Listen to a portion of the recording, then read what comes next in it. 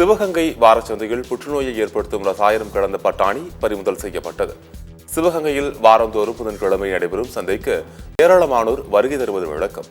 இந்த நிலையில் வாரச்சந்தையில் விற்கப்படும் பட்டாணியில் பச்சை சாயம் பூசப்பட்டுள்ளதாக உணவு பாதுகாப்புத்துறை அதிகாரிகளுக்கு தகவல் கிடைத்தது. அதன் பேரில் சம்பவ இடத்திற்கு சென்ற அதிகாரிகள் காய்கறி மார்க்கெட்டில் திடீர் ஆய்வு செய்தனர். அப்போது விற்பனைக்கு வைக்கப்பட்டிருந்த பச்சை பட்டாணியில் புற்றுநோயை ஏற்படுத்தும் பச்சை சாயம் பூசப்பட்டிருந்தது தெரியவந்தது. இதனை அடுத்து அவற்றை பறிமுதல் செய்த அதிகாரிகள் அபராதம் விதித்து அதிரடி நடவடிக்கை எடுத்தனர்.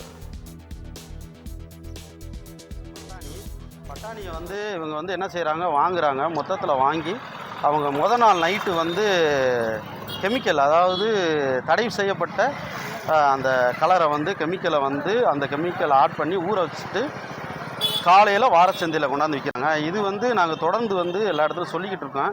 அவங்க தெரியாமல் கொண்டாந்து விற்றுக்கிட்டு இருக்காங்க. அதனால் இன்றைக்கி அதனுடைய இதை தொடர்ந்து நம்ம சாப்பிட்டுக்கிட்டே வந்தோம்னா கேன்சர் போன்ற வியாதிகள் விரைவில் வந்துடும். அது மாதிரி கண் பார்வை இழப்புலாம் விரைவில் வந்துடும்.